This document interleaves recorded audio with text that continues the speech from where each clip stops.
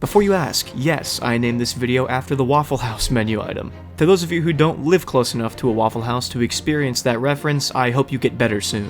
Welcome back to the climactic third season of the Akaland Slugging Association. When last we spoke, 7 of the 8 teams were locked in an extremely close race, with only 5 more games to play. On your screen now are the standings, which should look familiar. If they don't though, feel free to check out the playlist on my channel to either catch up or snag a quick refresher on the state of the league. With this race to Sundown still neck and neck, it was time for possibly the most pivotal set of games this season, the revamped Week 4, now known as Rivalry Week. Like any other week, this week scheduled 8 games, 4 in-conference battles and 4 cross-conference clashes. As such, each team was designated both an in-conference rival and a cross-conference rival. Naturally, adding this week to the season meant each team's season matchups would look a bit different. Instead of playing every in-conference opponent twice and each cross-conference opponent once, Rivalry Week takes 2 of those matchups and bumps them up. Under this 12-game format, each team plays their main in-conference rival 3 times, their other conference opponents and cross-conference rival twice, and the other 3 cross-conference opponents once. If you don't feel like committing that to memory, don't worry about it. I just figured I should explain the logistics of how we inserted another week. Anyway, let's quickly run down the in-conference rivalries. In the BFC, Cyber and Spectra went head-to-head as the conference's 2 historically less successful franchises. I promise that isn't meant to be an insult, that's just how it worked out. We absolutely had to schedule AJ and Murphy against each other after all, pitting Bowser and Jr. against Mario in a rematch of their fiery showdown in the Season 2 play-in. In the MRC, Deuce and Y-Guy harken back to their classic thriller in Season 1. Myself and Jake, meanwhile, were set to duel both in a clash between brothers and a reigniting of the Season 1 finals. As for those cross-conference matchups, you'll just have to see as we go. Before we get there though, I want to extend a huge thanks to my channel members. Without you all, these videos likely wouldn't be happening in the way they are right now. For those of you not currently a part of the Ball Knowers Club, you can join for $5 a month, which will gain you access to private Discord channels, private community posts, sneak peeks, and even some members-only content I've started to roll out recently. Once again, a huge thank you to our ever-growing members list. And with that, back to Rivalry Week.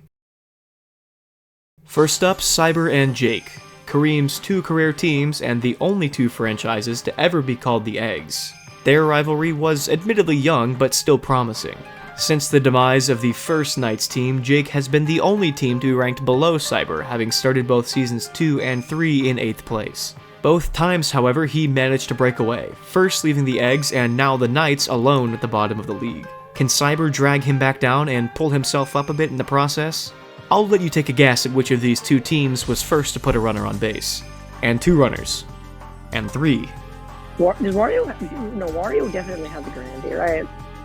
I don't think he does. He's got a few home runs. I don't think he's ever Oh, worked really? Grandy. And it doesn't look like he wants to. Yeah. That's going to be a 2 RBI, at least single. Could be a 2 RBI double, depending on how things go here. Yeah. And then Bomb Shade, yeah, there. Will be a 2 RBI. That's a double. That's a single, Spectro. He only got the first base. After that beginning, there's no point in beating around the bush. You've all seen this one before. There's a reason we picked this game to go first, and believe me when I say the later ones are much better. The Knights checked out early, so even though Green Para continued his weirdly productive offensive streak with 1 RBI in the 5th, the Muscles led a late rampage to go up 13. Still, Red Para bore the star for this game, and he was looking for some kind of silver lining. The greatest comeback of all time, question mark? Yeah.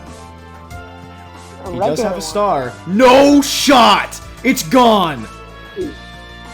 No, they stole it from him! They stole the homer from him! Yeah, wrap it up. I don't even care that they brought in 2 garbage time runs, let's just keep it pushing. That last game was a flop, but I admittedly expected no different. This one, however, should be a treat. The Rookies and Bows trace their history back to their shared struggles as the Monsters and Monarchs in Season 1, both changing their names in the time since and now pushing for playoff success. For either to get closer to it though, they'd first have to get through the other. Blue Mage led off with a high-arcing slap single, but Ordeal quickly counteracted that. Bowser Jr. reached on a lucky blitter bobble and Pops made it 2 on base, but that led into a special Rivalry Week treat, the debut of a new player. Instead of Monty, sorry Monty fans, Black Me Coach found his way into the lineup for the first time. Now Coach, his first ever at-bat, and it's not a pretty one. Birdo's gonna make the play. Bowser trips on the banana. After they came up empty, the Bows would look to draw first blood. In a mirror image of the rookie's attempt though, Dixie reached, only to be caught up in a frenzy double play. Yu Narukami also couldn't get it going, so we were scoreless through 1. With Gregai and BDB reaching with no outs, Madeline would have a chance to finally get things rolling. Oh, whoa! What a play by Britter. He missed the jump, immediately recovers for the dive. And to make matters worse for the rookies, even Boomerang Bro doubled off. Potential just to take the lead here depending on how this goes. Madge, gonna try not to allow it. His first time starting for the rookies, and it's gonna be tanked by Birdo. They're not there, are they? No, that's gonna be a solo shot for Birdo, right over the heads of the outfielders. That was the foundation for a quick burst of offense, 2 boos reaching base to give Slap City a chance at even more runs. Indeed, YP put 1 down in such a way that Boo had no trouble making it. KB though, do they get King Boo here? Ooh, they do! Not too costly of an error as Blue Toad struck out, and you won't believe how Blue Critter was stopped. But while the rookies are no perfect team, offense is about the closest they get to it. Despite Blitter continuing to put on a show in the infield, Bowser Jr. both reached first and stole second. With a chance to tie, the pressure fell to Bowser. The catcher, Blue Toad, doesn't quite have the arm strength to gun out Bowser Jr. here. All I will say is that the word single was just misspelled as Sadingle in this session. That's going to be a tie game off of the Bowser double homer. And that's what happens when you take Bowser to a small stadium like Mario's. It does tend to result like that. Despite Coach's continued growing pains, a tie was satisfactory enough for now. The Bows were clearly satisfied too, as they went quiet in the third despite Dixie's best efforts. A big mistake, as Boomerang Bro drilled one out to the back wall shortly thereafter to put the rookies on top going into the bottom of the 4th. Here, YP picked up right where he left off, bringing in 1 more to tie things back up. Slap City wasn't done either. This one's tanked out right. It's going to be a sac fly for Blue Toad. Yellow Pianta will return to first base, and Blue Critter will bat with 1 out. Laser! Whoa! That just came out of his hand! How is it already a close play? That ball just came out of his hand. The inning ended off Dixie's bat without any further scores, but we were firmly caught in a shootout. Oh no, it's these 3. The three... I don't even know. The 3... Oh, another bobble by Britter! That's 2 on the game! That's the kind of mistake you just have to hope doesn't come back to haunt you. With Bowser Jr. also darting to first fairly uncontested, however, it just might. Bowser, not pre-charging rather, he's going to charge, but he will miss the ball. Birdo, you've got to be careful. You've got the stars to use, and you don't use them. Flenzy's gonna run, but I don't think they have this one. No, it's another one from Bowser. There are few better motivators than regret, and that maxim proved true as the Bows' attempt to remedy that big mistake started with loaded bases and no outs. This will be a star, though. And Bowser does not have enough to go for... He was going for a star hit? Does he go for another? I don't think he does he? No, he doesn't, but it does get down. Flenzy, what are you doing? Flenzy! And King Boo's going to double off here, man. It's getting tragic for the Bows. Even though they held the rookies to nothing, they needed offense to get even again. Yeah, so we will have to pitch to her. And she will get one down for the RBI. Great job by Dixie. That 1 run makes a world of difference in a game like this. With a guaranteed Bowser appearance in the 7th, though, defense mattered more than ever. And they will. Blue Critter made an error on a hit from Bowser Jr. earlier in this game, but this time does not make the same mistake, seals the out, so Bowser, the worst he can do is a run, which is totally doable if you are the Bows. And he doesn't even do that. He's going to elect to slap here. Best case scenario for the Bows to potentially walk it off in the 7th. Or rather, we're in the 7th, in the bottom of the 7th, I should say. Here's Coach. He's been 0 for 3 this game, so maybe not what the rookies were looking for, but actually comes up big here. He'll star hit. Right to King Boo, what a play! What a diving play by King Boo. All you gotta do is get 1 run across and you force extras. 2 and you win the game. Birdo has a chance right here, right now, with your power hitters. Birdo will put down another base hit. Is that enough to tire Bowser? We don't know. Yu Narukami will round to third base. We do have runners on the corners. Rivalry Week is delivering. Here's a chance for Boo to tie up the game. Bowser gonna give him a changeup. Boo's going to hit it. It gets down! Yu doesn't go! That's the 2nd time that they had a me with a chance to go who just didn't. They do switch out Bowser. That is huge for King Boo. All of a sudden, Bowser Jr. is such a doable pitcher for a power hitter like King Boo. That's not the pitch you want to give him either. That's at least a tie game. It's a walk-off grand slam by King Boo in the bottom of the 7th. What a strike from King Boo. Coach doesn't jump in time, and the Bows will win it 9-6 here in the bottom of the 7th. A gritty win for perhaps the league's grittiest team. Spectro and I are natural-born opponents. As training partners in Smash and rivals in any game we play together, it only makes sense. His team was eliminated at my hand in Season 1, and they'd never so much as taken a game off of any Flowers team despite what was almost a major comeback in Week 1 of this same season. Now, given a second chance here in Rivalry Week, it's hard to imagine Firebro, Ritter, and the rest of the gang aren't pumped up. And of the Flowers' first two, only Green Toad managed to reach base for Wiggler. Right now you need Wiggler to get on base in order for Petey to get something good, and it does not look like he will do that. Oh, it's a bobble though! Nearly a bobbled home run. That will be an error for MK Leo. Nerves? A lack of focus? Regardless of what went wrong, it was costly. Already having a 10 in batting, I don't know if the star actually will do anything to help his chances, but that will be a 3-shot homer as MK Leo is not even close. Like Whammer's awakening in Week 2, it was looking like Petey might be back in a big way to begin Week 4. With a disappointing bottom of the first, the Spitballs were beginning to look like they'd signed up for more of the same in this rivalry. Fortunately for them, they found some reprieve as their outfield snagged 3 straight home run attempts from GDB, Whammer, and even the one-up artist Deuce. With Road quickly reaching base in the bottom of the 2nd, Red Critter looked to trim a bit off of that deficit.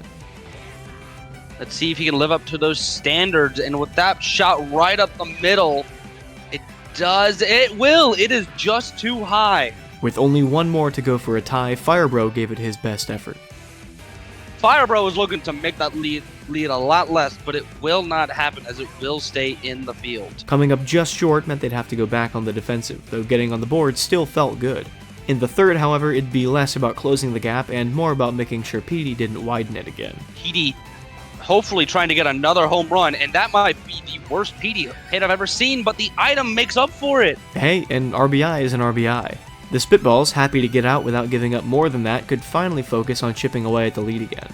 Despite their first two not seeming very committed to the cause, a quick Dark Bones hit and a well-timed Earthquake put runners on the corners for Red Toad, whose overzealous but effective hit scored 1 and brought Ritter up to bat yet again. Have elected to keep Daisy in right now because the trap is more effective on those that don't have items, which Red Critter no longer has.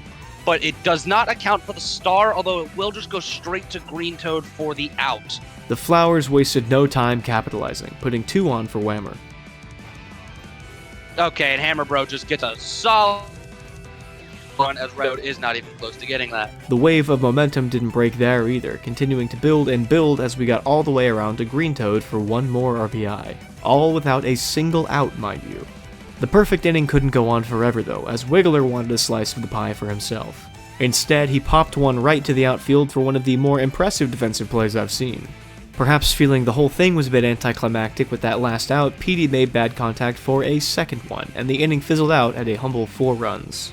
On the other side, this was just becoming the game of successful Daisy Star pitches, with yet another well-timed trap silencing Firebro to seal out a quick 3-up, 3-down. With both offenses suddenly going cold, I think it's time for my first magical time skip of the video. Welcome to the top of the 6th, where the Flowers are yet again threatening to extend the lead and push the Spitballs further into the dirt. Wiggler's on base with 2 outs. Screwed him up. Uh-oh, you cannot give Petey those pitches. You cannot give Petey those pitches. That thing is a mile in the sky. It's not even in frame. Where did it go? There's an early dagger. Just like the Knights in the last game, the Spitballs were good for a touch of garbage time offense, but that just about did it. In a dominant performance on both sides of the ball, it should be no surprise that Petey Piranha was the MVP of this one, as he yet again dispatched of his team's BFC rival to stay undefeated in the matchup. If you're any good at process of elimination, you know why this game was saved for last. Murphy and Deuce. Both 2-time conference champions, still the current top 2 and the kings of their respective conferences. For the first time, they'd have the chance to meet twice in one regular season, once now and once in the season finale. To top it all off, whoever won this game would be the first to reach 6 wins, and as such, claim a postseason appearance. A quick 3-out set the tone early as Toadsworth hit into an easy double play and Brown Critter handled the Murphy me. As we all know, the Wilds love a good low-scoring battle. After one quick out, they were on that pace. With nobody on base, Real couldn't hit into a double play, so he had to get on first for Britter to get doubled off. So I think it's really funny, so I was just talking about how, so Real leads the league in double plays hit, and he doesn't double, but immediately thereafter, Brown Critter doubles off. Like, Real cannot catch a break, he is always involved in double plays. The art of defensive showdowns. The Fireballs broke character in the second, however, putting their two best players in Mario and BP on as the Mavericks stepped up to bat. It was a jump scare. I did not expect him to like, oh, the earthquake, and Teal's gonna bump the bomb for some reason, so it's gonna be a 1 RBI double for the Maverick. BP is a bit stupid. Peach tried to follow with the sac fly, but didn't get it far out enough for BP to be comfortable running for it. Toadette's aggressive decision to hit into a Diddy Kong star pitch ended the inning with another fly ball, bringing the Wilds back up in a situation where they'd actually need to do something.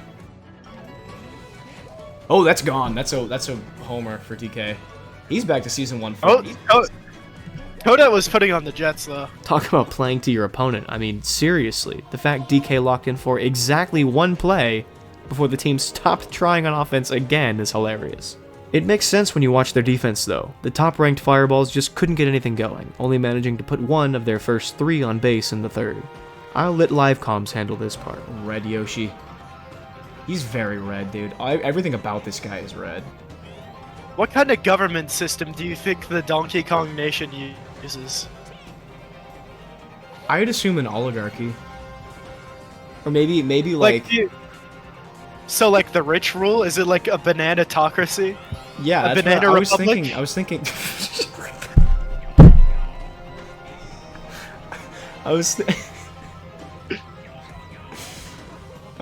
Funky's gonna crush one here. This might be gone? Yeah, it's gone. Wow. Okay. a banana republic.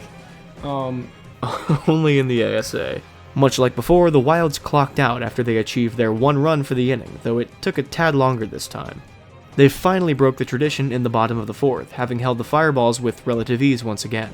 This time, despite already being in the lead, DK decided to keep trying? Wait, are we like...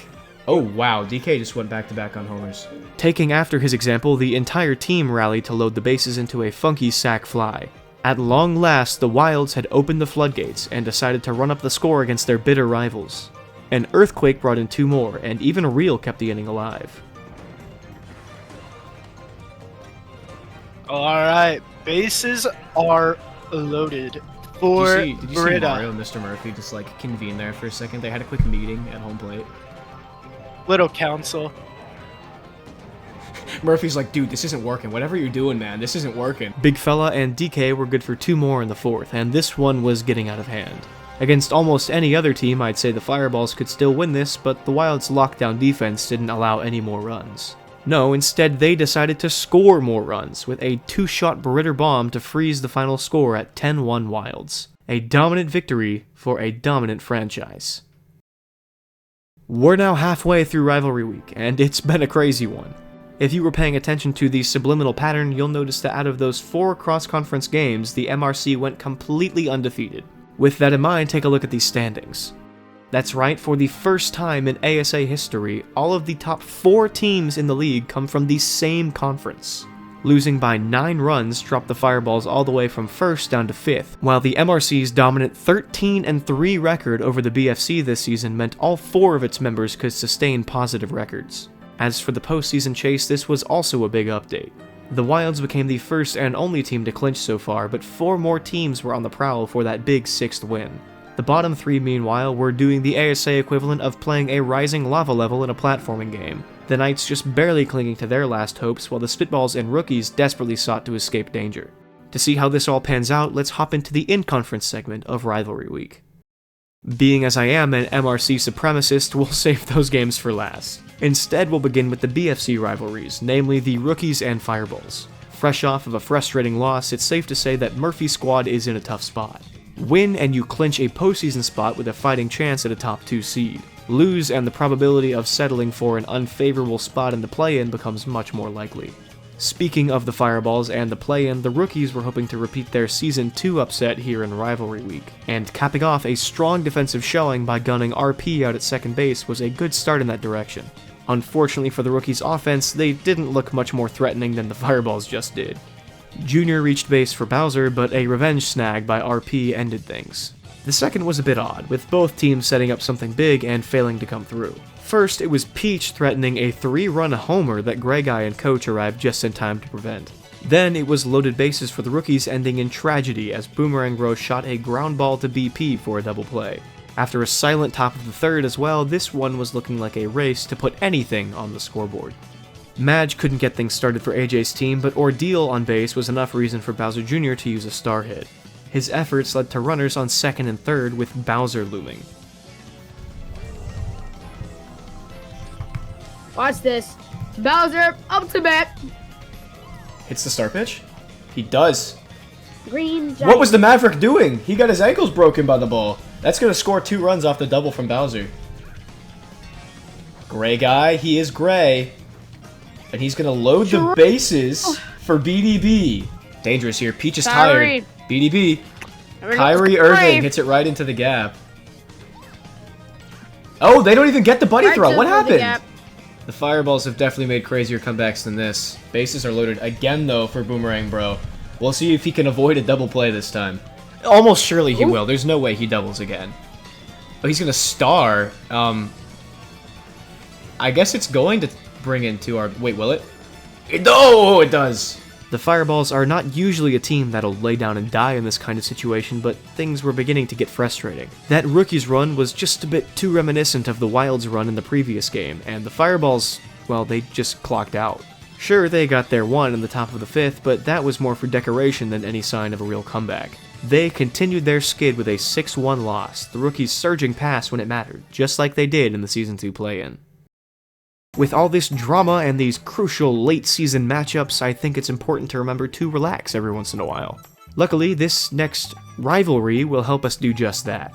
Within 3 at-bats, the Spitballs had effortlessly dismissed the Knights' offense, Walu and Darkbones leading the charge with back-to-back singles on the other end. Leo hit into an easy double play, but that only served to prolong the inevitable as Rode and Ritter combined to bring in the first score. Fast forward to the top of the second, and the Spitballs had already raced out to a 3-0 lead. To be frank, there's not a ton to talk about here, so I'm just gonna rant about what's been holding this video up for a couple days while I put on highlights of the Spitballs' blowout win. Okay, so this section's actually not scripted, I'm just gonna talk. So I just moved back to UGA, where I go to college, by the way, the University of Georgia, if you guys didn't know. So I moved into this house, brought my car, brought my stuff all the way out here. Deuce helped me move in. Very helpful, very grateful for his assistance, you know. A couple days later, I drive to Walmart because I want to get a couple frames, some prints that I got at MomoCon in Georgia. And as I'm pulling out of the parking lot, there's a loud pop under my car. And I'm thinking, okay, well, this is probably fine. Maybe I'll just be able to drive it off. Maybe it's just like a little bit of damage underneath. Maybe I hit a rock or something and it popped up. We should be fine. I start rolling and there are these loud popping noises that are just getting louder as I roll. And I'm like, okay. So I pull over. I'm in the parking lot and I have to make a claim and get towed somewhere. That's fine. We'll just get the car fixed. So I'm sitting there at like, I don't even know, 2 p.m., 1 p.m., 2 p.m., and I have to call a tow truck, but my phone is dying because I left home with 20% thinking that, you know, this Walmart's just a couple minutes away, I'll just be able to stop in, come back. Because of that, my phone died before I could really put in a request for roadside assistance, so I just had to text my friend really quick as it was dying and say, hey, please come meet me here. Luckily, he did. Shout out to my boy Finn. But yeah, so after that, Finn took me back to my place, we brought all the stuff I got at Walmart back home, but then he had to drop me back off at my car because I was going to wait there with it to make sure that nothing bad happened, you know? So I'm sitting there for hours, waiting for this tow truck to come. In the meantime, there was this red car that pulled up in the parking lot with me. I was alone in this parking lot, by the way, sort of a side parking lot off away from Walmart. And this red car pulls up, like I was saying, and they just sit there. Like the car's still on the whole time. And we're the only ones in the lot. No one gets out, no one does anything. So I'm kind of freaked out. I'm kind of sketched out. I don't really like what's going on here. I'm still waiting for this tow truck to get here. So I keep checking my phone to see, when's it getting here, and I keep saying arriving shortly. Another like hour passed with that red car still there. So at this point I was kind of, you know, unnerved.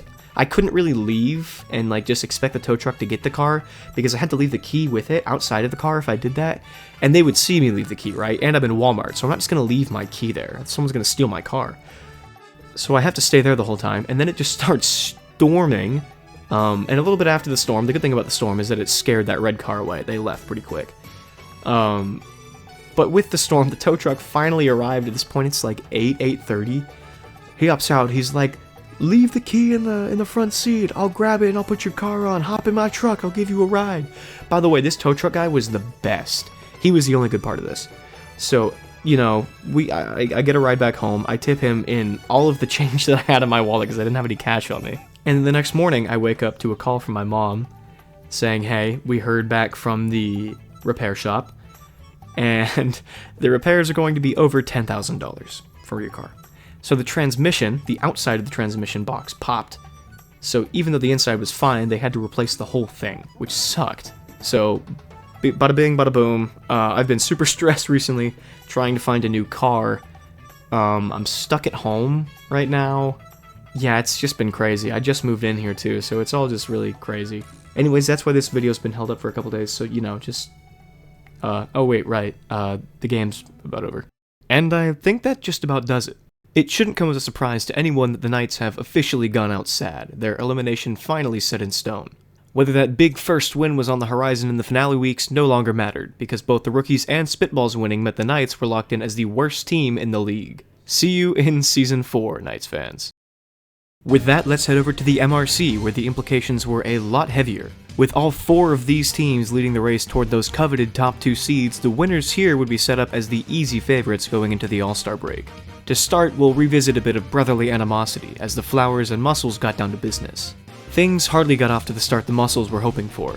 They already dropped their opening night matchup with Bluebird and Company, so starting 3 up and 3 out was hardly ideal. As was tradition, the Flowers came out the gate swinging too, putting the 2 best slap hitters on the roster on first and second, as Petey looked to continue his return to dominance with the help of the star bonus. Always getting scared. Oh, Peter charging. yeah, you cannot give Wiggler that. You That cannot is give Wiggler that pitch. gone? You cannot give Yeah. Wiggler that pitch.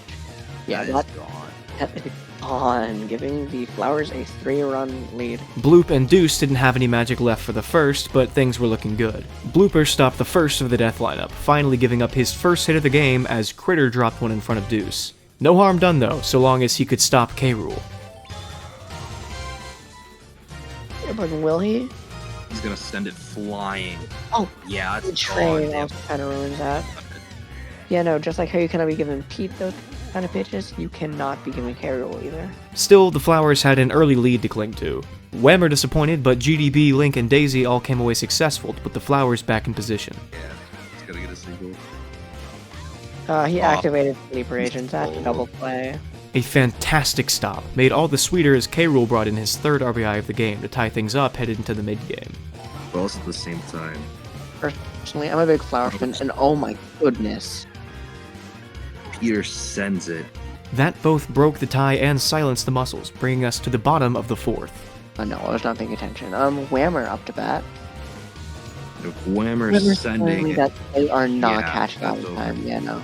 That's a 1-run homer by Whammer. This was where the game started to break wide open. One strong rally later, the bases were loaded to Petey with no outs to spare. This would be a serious tone setter. Wario kind of scared. Oh yeah, that's gone. That's gone. That's gone. They're not catching that. Peter? Yeah. Peter Peter. Grand Slam. To all my Jake fans watching right now, I'm sorry, but I just have to let my bias show. I'm beyond thrilled to tell you all that the Muscles mustered 0 response for the rest of the game, giving up a 3-run strike to the hero of dimes and a few more runs spread throughout to fall 3-15. Just like that, the odds of a second Fairy Tail run to a top 2 seed plummeted for the Muscles, while my Flowers were one step closer to escaping the play-in for the first time. For our final game before the break, let's turn to the slept-on, but still very present rivalry between the Wilds and the Bows. Ever since their instant classic matchup in Season 1, every duel between these 2 GMs had this certain gravitas. Now competing as a pair of top seeds for the first time, there was a chance for some serious bedlam in nighttime Wario City. That elite Wilds defense shone through early, keeping the Bows from reaching base in the first. On the other end, with Diddy Kong not reaching base, Real was forced to settle for a double instead of his usual double play. One Britter single later, the Wilds were threatening to seize an early lead. The Wilds, as of the beginning of the season, struggled on offense. And Big Fella's gonna double off there. The Bows, backs against the wall, continued to struggle as the Wilds dominated early, despite the even scoreboard. Yeah, this is looking like it's going to be a high-speed defensive battle, just out after out after out. This one could be gone. Do they get there? It's over Dixie's head! DK leads the league in home runs already, and he continues. I think that's his ninth in his ninth game. Even though Birdo handled Tiny and Blitter's dive made it 2 outs, the Wilds still managed to put 2 on base as Hugh and Funky continued the rally. Rising to the moment, Diddy Kong put one in the gap to score 1 more, putting the Wilds up 2 as Real's attempt for 2 more ended in Flenzy's glove. Even though this game was hardly out of reach, the Bows would need to do better than a pop fly to the outfield if they wanted to have a shot. Every batter has stepped up to the plate, and not a single one has made it to first. In real baseball, that's an understandable stat. In a league where you have the likes of Greybones and Red Pianta batting almost 800 though, that's almost unbelievable. To make matters worse, the Wilds had a bit more to say. And it is, yeah, Flenzy's gonna get there in time. Dixie makes the grab. Catch. That's another one from DK, it's gone. Ooh, yep. DK with a second home run, wow. They settled for that 3-run lead, and with how the Bows have been looking, that'd be more than enough. I mean, with Dixie up, there's no way the perfect game ends here. Bows have their power hitters, they can definitely get something done. Dixie makes it! She did it! Ooh, yeah. Now if they can have a full lineup of everyone hitting singles, they'd be set. Well, behind that play came another pair of base hits, and despite a running error from the very same Dixie costing 1 out, things were potentially looking up. Whoa, Birdo, that's gone, that's a tie game. Oh, wow. All of a sudden. Birdo. Suddenly it's all tied, wow. After that burst, the Bows did run out of juice. Still, this game was back within reach. All they had to do was hold off the Wilds. A quick 1-2 from Hugh and Funky put the Wilds in scoring position with no outs, however, and it once again fell to Diddy Kong to potentially reinstate the lead. Next. Ooh, King Boo tried to make the jumping grab, but Diddy's gonna drive in an RBI here. Oh, not even a star throw could save that. So in the battle of 2 defensive teams, neither defense is really shining here. Be careful what you wish for though, because both defenses hunkered down and got to work from that point on. Neither team could add to their respective tallies all the way into the top of the 7th, where the Bows would have one final chance. And Boo's just not doing anything. There we go. Finally a hit. So fun fact, until that hit, the last 5 of the Bows lineup were all 0 for 2. Yeah, Diddy went crazy in this game. That's going to be a double for King Boo though. He's 0 for 3 with a double play after having a walk-off grand slam in their last game. Where do they get those palm trees though? Because like that could definitely not be the same night start of the series with. Oh wait, that's the game? Whoa, that was whoa. I didn't even realize. Wilds win by 1. I zoned out. Wilds on top, more convincingly now than ever before. Was there any stopping them? We can put that question on hold though, because the All-Star break is here, and with it, a host of exciting topics of conversation. First, the trade deadline. Okay, that's never happened before. Let's move on to the main attraction, the All-Star game itself. Just like before, GMs, coaches, and our handful of viewers were given a form of 18 players per conference, the list decided by the 2 commissioners. Here are those 2 shortlists, representing all 8 teams as possible candidates for the contest. Now, a fun addition. This time around, I introduced a new statistic to help us decide who is truly deserving of these honors, offensive and defensive rating. These algorithms are designed to estimate how impactful a player has been on either side of the ball, awarding things like batting average, RBI, and double plays turned, while penalizing players for double plays hit, earned runs, and errors. If you'd like, I can make a separate video explaining these algorithms later, but for now, I'll leave you with the top 20 in each statistic to ponder before we actually discuss who made the cut. Be aware that box scores and ratings will never tell the full story though, as players like BP and King Boo went vastly underrated on offense, while Petey and Willow were ranked lower than expected on defense. Now that we've had time to discuss, I'll reveal the big winners. Starting with the BFC, Firebro and Bowser led the way with unanimous selections at 18 out of 18 possible votes. This meant that despite not being the captain of his own team anymore, Bowser would still lead the Beachfront All-Stars. Coming in third was Mario, receiving votes from all but 1 ballot. Behind him, a pair of blue bruisers as BP and Boomerang Bro tied for the 4th selection. A bit fallen from his former grace was Ritter, but he still managed to place 6th in the BFC as the second spitball to make the cut. In 7th came RP, the Fireball's Mr. Consistency, and their 3rd player in. Rounding out the final 2 selections were Bowser Jr. and Dark Bones, both narrowly beating out the Knights' Grey Dry Bones for the spot. With that, here are the full representations of each team in the contest, all 3 competitive franchises splitting the spots, while the Knights were yet again on the outside looking in. As for the MRC, we too had a tie up top. Here it was Hammerbro and DK who tied with 17, the latter matching Bowser for his 3rd All-Star captainship. Coming in just behind was PD Piranha, which should be no surprise as his recent games put him firmly in the MVP race. Again mirroring the BFC, 4th place was a tie, this time between Brown Critter of the Wilds and Birdo of the Bows. In 6th came Funky, completing the Wilds' trio of power hitters. Finally breaking the pattern was the 7th selection, this time a tie between King Boo and Critter. And in the final spot, King K. Rool barely beat out his own teammates in Wario and Kareem. Here's the team composition of the MRC roster, which you'll notice only features one team getting 3 into the game, while the others sent 2 apiece. Finally, let's do something a little whimsical and sort these players by All-Star appearances. First, the New Blood. Interestingly, all 4 of these first-time All-Stars came from the BFC. Next, the 2-time selections. You'll notice that staples like PD, Birdo, Ritter, and Boomerang Bro only made this list, which tells you just how tough it is to make the next one. The League's Vanguard. These players are, as of the time I'm uploading this, the only players to never miss an All-Star game. Personally, I think the only real surprise here is Funky, but there are no true outliers. All of these players are ASA legends. You will notice that I forgot to do the Season 2 bit of taking the All-Star name seriously, but hey, no going back now. This one actually got off to a slower start than previous All-Star games, but the MRC was still out to an early lead. That lead ballooned in the 2nd and 3rd, the BFC's only response a solo Firebro Dinger. By the 4th, it was already 19-1 MRC, so I'll just do what I did last time and put a montage of home runs on as I close out this video. After Rivalry Week, our standings will tell you that the Wilds and Flowers stand alone as the 2 guaranteed Sundown teams, with the Knights the only squad already looking toward the Season 4 draft and an honestly hilarious 0-9.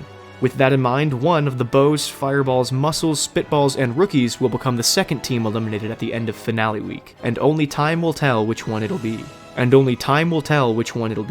Of course, that just leads one to wonder, what does this postseason hold anyway? Is there a team that can stand up to the Wilds? Who will take home the MVP, and will they be able to go all the way? I'll see you next time, and we'll get our answers.